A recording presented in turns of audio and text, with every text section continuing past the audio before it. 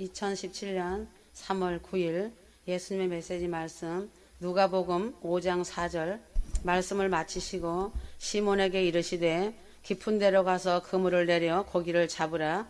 베드로가 물고기를 잡으러 갈릴리 바다로 갔다. 밤새도록 그물을 던졌으나 날이 새어 빈 배로 돌아왔다. 예수께서 한 배에 오르시니 시몬 베드로의 배였다. 예수께서 배에서 무리를 가르치시니 베드로도 가르침을 받게 되었다. 예수께서 마치시고 시몬에게 말씀하셨다. 깊은 데로 가서 그물을 내려 고기를 잡으라. 시몬이 대답하였다. 선생이여, 우리들이 밤이 맞도록 수고를 하였으되 얻은 것이 없지만 말씀에 의지하여 내가 그물을 내리리이다. 베드로가 깊은 데로 가서 그물을 내려 고기를 잡으니 놀라운 일이 일어났다. 그물에 고기를 잡은 것이 심이 많아 동물을 손짓하여 와서 도와달라 하여 2배에 채우는 것이었다. 시몬 베드로가 예수의 무릎 아래 엎드려 자신이 죄인임을 인정하였다. 주여, 나를 떠나소서, 나는 죄인이로소이다. 예수께서 시몬에게 말씀하셨다. 이제 후로는 사람을 취하리라 하셨다. 요한복음 21장 1절에서 14절 가라사대 그물을 배 오른편에 던지라, 그리하면 얻으리라 하신대 이에 던졌더니 고기가 많아 그물을 들 수 없더라. 요한복음 21장 6절 예수께서 죽은 자 가운데서 부활하시어 자기를 나타내셨다. 나타내신 일이 이러하다. 시몬 베드로가 예전처럼 물고기 잡으러 갔다. 예전처럼 밤이 맞도록 수고하여 날이 새었지만 빈 배였다. 예수께서 바닷가에 서셔서 말씀하셨다. 고기가 있느냐 하니 대답하여 없나이다. 예수께서 고기 없다는 것을 들으시고 말씀하셨다. 그물을 배 오른편에 던지라. 그리하면 얻으리라. 과연 예수님 말씀대로 배 오른편에 그물을 던졌더니 고기가 많아 그물을 들 수 없을 정도였다. 가득한 큰 물고기의 수가 153마리였다. 그렇게 많이 잡혀서도 그물이 찢어지지 아니하였다. 깊은 데로 가서 그물을 내리는 것과 그물을 오른편에 던지는 사랑이 깊은 데로 가서 그물을 내리는 삶의 가치이다. 베드로가 예수를 만나기 전에 자신의 경험과 지식과 경력으로 그물을 던질 때 빈배로 돌아왔다. 예수를 만나기 전 자신들의 세상을 다 가진 것처럼 보여도 아무것도 없고 인생에 수고하는 일생을 보내도 예수 앞에 나오면 자신이 아무것도 가진 것이 없고 예수 앞에 내놓을 만한 것이 없는 베드로의 빈배와 같다는 것이다. 그러나 예수님의 가르침을 받고 예수님의 말씀에 의지하여 수고하는 인생은 지금까지 내 맘대로 살아온 인생보다 훨씬 많은 가치 있는 진리로 가득 차 있다. 이것이 깊은 데로 가서 그물을 던지는 것이다. 예수님을 만나 가르침을 받아 말씀에 의지하여 순종하는 삶은 깊은 데로 들어가 진리의 가치를 가득 가지고 사는 것이 된다.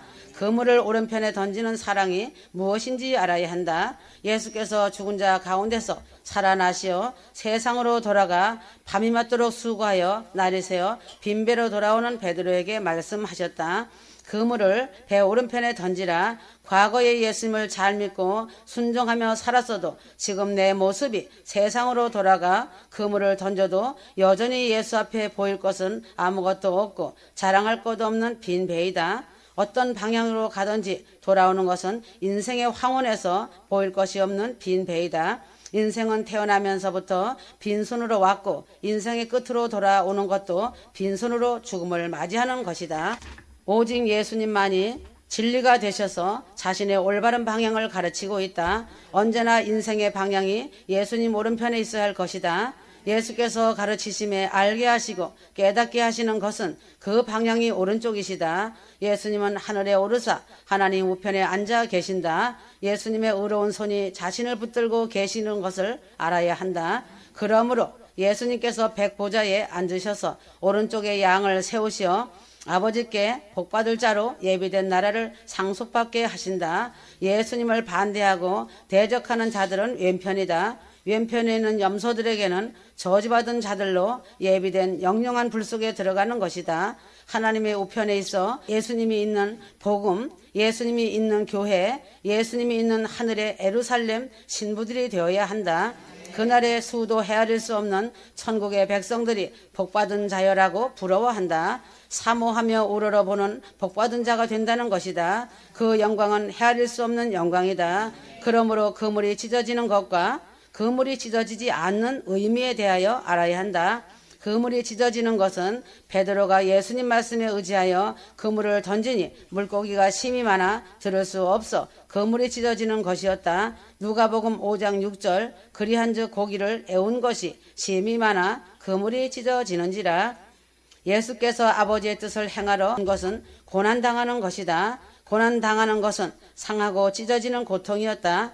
사람은 율법을 다 지킬 수 없어 다 죄 아래 있다. 그러므로 예수께서 상하고 찢어지고 고통을 당하심으로 율법을 완성하시는 것이었다.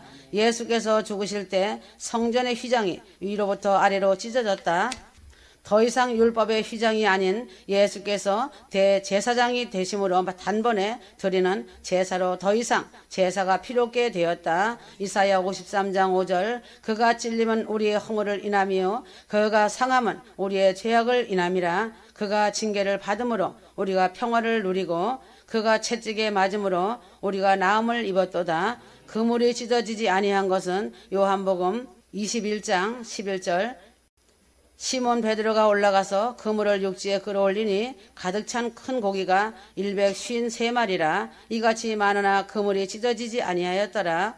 예수께서 고난당하신 몸이 상하고 찢어지는 고통을 당하셨다. 그러나 고난 뒤의 영광은 부활이며 공중휴거이다. 부활하심으로 더 이상 상하지도 찢어지지도 않는 변화된 몸이 되셨다. 그리스도의 부활은 율법으로 찢을 수 없는 하나님의 영원한 사랑으로 은혜로 주시는 궁의를 가지게 하는 것이다. 로마서 8장 39절 높음이나 깊음이나 다른 아무 피조물이라도 우리를 우리 주 그리스도 안에 있는 하나님의 사랑에서 끊을 수 없으리라. 휴거 성도들은 이 세상을 사는 동안 예수님의 고난에 참여하여 찢어지는 고통이 있다 하여도 이 세상은 잠깐이다. 예수께서 다시 오실 때 예수께 붙은 자로 찢어지지 아니하는 신령한 몸으로 변하는 휴거로 예수님과 영원토록 함께하며 그 영원한 영광을 누려야 한다. 신랑 예수님과 신부는 한 몸이다. 어느 누구도 찢어놓을 수 없다. 한 몸이 되어 있기 때문이다. 아주 존귀하고 아름다운 예수님의 신부들이다. 그러나 주의 공중재림 휴거를 기다리는 것에 대한 오류들이 너무 많다는 것이다. 데살로니가 후서 2장 10절에서 21절 멸망하는 자들 안에 있는 모든 불의의 속임수로 오는 것이니 이는 그들이 진리의 사랑을 받아들이지 아니하여 구원을 받지 못하였기 때문이라. 이로 인하여 하나님께서 그들에게 강력한 미혹을 보내시어 거짓말을 믿게 하심은 진리를 믿지 않고 불의를 좋아하는 모든 자로 심판을 받게 하려 하심이라. 주님의 다시 오심을 사모하고 기다린다는 것은 온전히 나의 모든 생명을 다해 회개함으로 더 이상 내 명철, 내 교리, 내 생명으로 사는 것이 아니라 진정으로 예수 그리스도의 생명을 자신의 것으로 따라 사는 것이다. 모든 달란트를 다 활용해서라도 더욱더 천국 복음으로 생명의 부흥의 통로가 되어 그때 그 시대에 주께서 맡겨주시는 것인 영역들을 차지하고 하나님께 순종하며 사는 것이 바로 주님을 기다리는 자들의 올바른 믿음의 삶인 것이다. 주님께서 자신들 각자에게 맡기신 유혹과 믿음의 분량들이 있는데 그러한 것들은 다 내버려 두고 또한 달란트는 묻어놓고 아무것도 안 하며 골방에서 돌을 닦고만 있으면 되는 줄 아는 사람들이 많다는 것이다. 휴거 성도들은 팔방미인이 되어야 한다고 하였다. 그래서 성경에도 달란트에 대해 말씀하였다. 흔히 이런 사람들은 주님이 오시면 모든 것이 다 해결된다라고 여기며 당장 현실에서 주님이 성도들에게 맡기신 것을 영역에 대하여는 손을 놓고 생명의 통로가 아니라 도리어 주님을 대적하는 종교인이 되어 버리는 경우가 많다는 것이다. 이미 지난 역사 동안 주님의 재림을 사모한다고 하는 많은 단체와 개인들이 잘못 빠졌던 오류들이다. 주님 다시 오실 시간이 점점 가까이 와 있는데 지금도 여전히 이러한 오류들을 계속 반복되고 있다. 그러나 진정으로 주님의 재림을 기다리고 사모한다면 당연히 예수님의 생명이 넘쳐나야 한다는 것이다.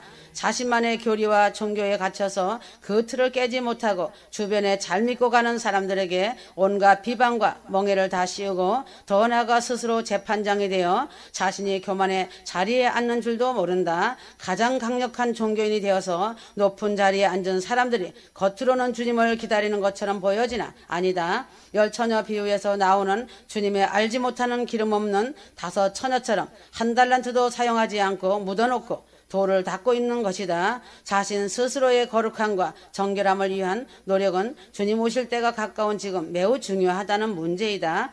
그러나 주님 당장 내일 오시더라도 자신이 임해야 할 여러 사명과 일들에 대해서도 절대로 게을리하지 말아야 한다. 진심으로 주님을 기다리는 자라고 한다면 자신의 회개와 정결함을 위한 노력과 더불어 자신의 삶과 주변에서 일어나는 영적인 일들과 문제들에 대해서 관심을 가지고 천국 복음을 내는 자로서 행동해 나가야 한다. 회개하고 거룩한 삶을 사는 것은 매우 중요하다. 자신의 삶이 올바르게 사는 삶인가 점검하고 돌아보아 삶이 기도가 되어야 한다.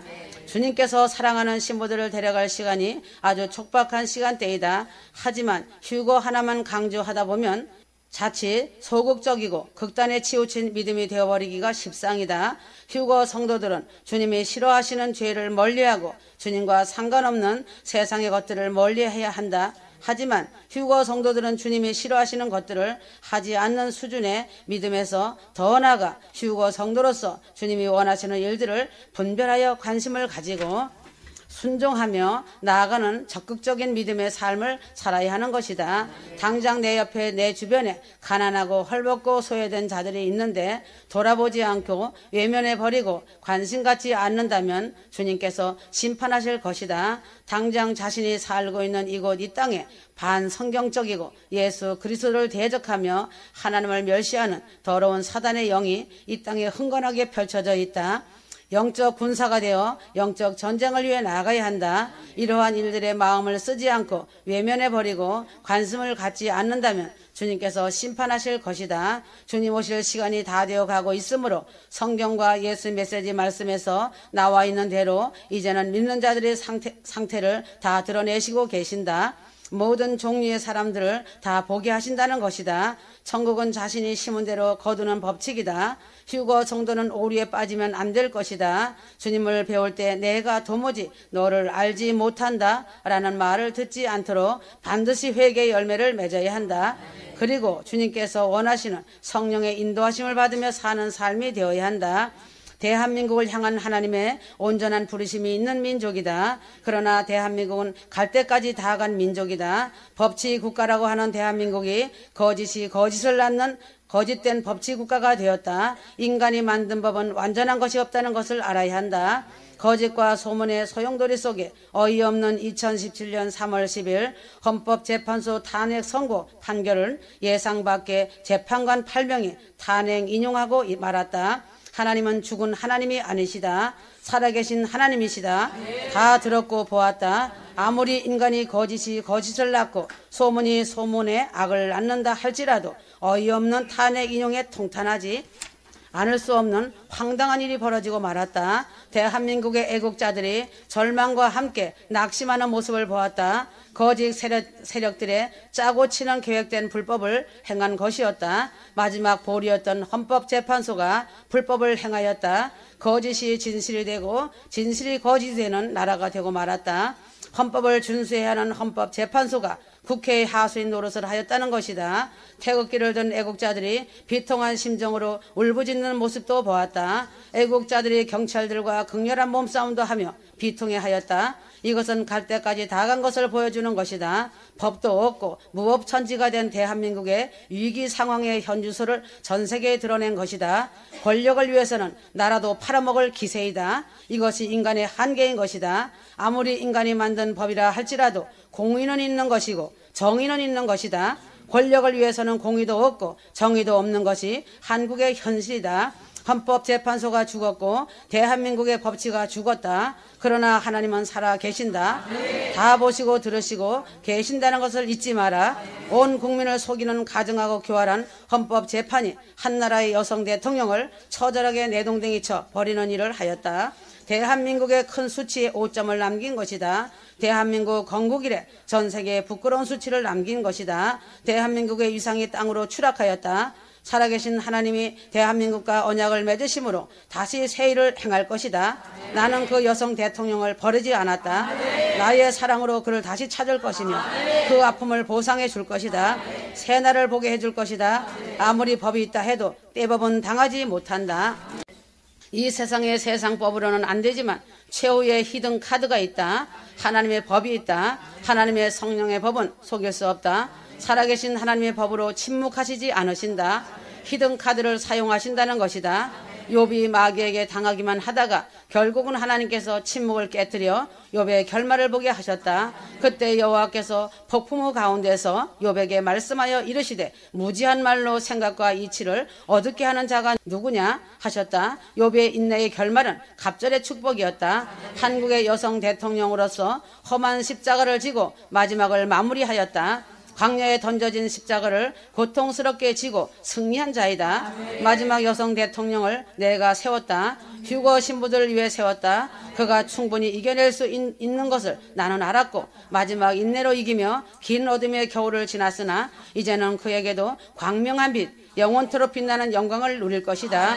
휴거 신부들도 길고 긴 겨울의 먼 길을 잘 달려왔다. 이제는 우주의 대변역 천지가 진동하는 영광의 그날이 이르렀다. 기대하여라. 끝까지 인내의 믿음을 지키고 기도하여 승리의 축배를 들어야 한다. 신부들이 가는 길을 주께서 다 알고 계신다. 욥기서의 말씀같이 우리를 단련하신 후에 정금같이 나오게 하시는 것이다. 휴거대에 올라가는 자들은 이 세상 나라가 아닌 영원한 하나님 나라가 있다. 그러므로 환난 중에도 즐거워하나니 환난은 인내를 연다는 큰 소망을 이루게 하신 것이다. 이제는 하나님께서 마지막 큰 구원 휴거로 마무리하신다. 세상은 심판이다. 절대 속일 수 없는 하나님의 법이 있어 하나님의 의로운 손이 그를 도우시고 휴거 성도들을 의로운 손으로 붙잡고 가신다. 하나님은 대한민국을 살리기 위해서 대통령 탄핵이 무산되기를 위해서 애절하게 부르짖으며 태극기를 들고 외치는 애국자들을 귀하게 여기시고 지켜보셨다고 하셨다. 주님은 애국자들의 부르짖는 소리에 눈물겨운 안타까움이라 하시고 그들에게 영광이 있을 것이라고 하셨다. 그들의 정의에 불타 정말로 나라와 민족을 사랑하는 자들이라고 인정하신다고 하셨다.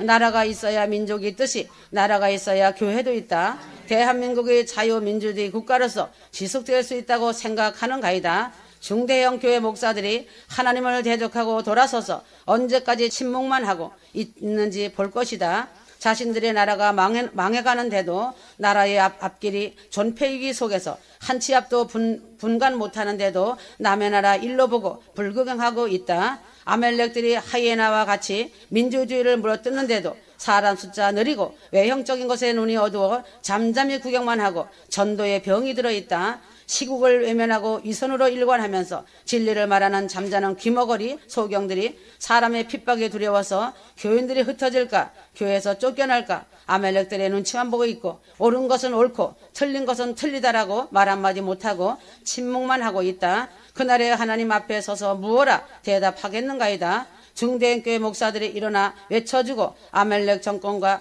사악한 세력과 손잡고 있는 대한민국 내의 아멜렉들을 그리고 부하 뇌동하는 자들이 무력하게 되고 그들의 도모가 허망하게 되도록 무너지게 해달라고 하나님께 부르짖으며 호소해야 하는데 잠자고 뒷짐지고 구경만 한다는 것이 그들 머리에 숯불을 쌓는 것이 된다. 그날의 애국이 그들 머리 위로 돌아갈 것이다. 대한민국의 위기는 교회의 위기이다. 한국은 나라와 민족과 교회들이 힘을 모아야 할 때이다. 사단이 죽이고 멸망시키려는 사단의 계략을 이기기 위해서는 무엇보다도 교회들이 연합해서 부르짖고 기도해야 한다.